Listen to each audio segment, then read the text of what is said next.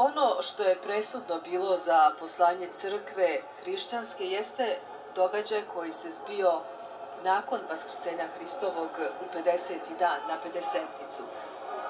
Sveti apostol i jedan od četvorice evanđelista, Jovan Bogoslov, opisuje događaj silaska Svetog Duha na apostole, 50. dana od Hristovog vaskrsenja u gradu Jerusalimu.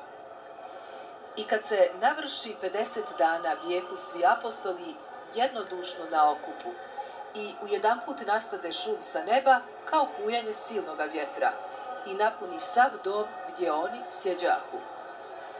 I pokazaše im se razdijeljeni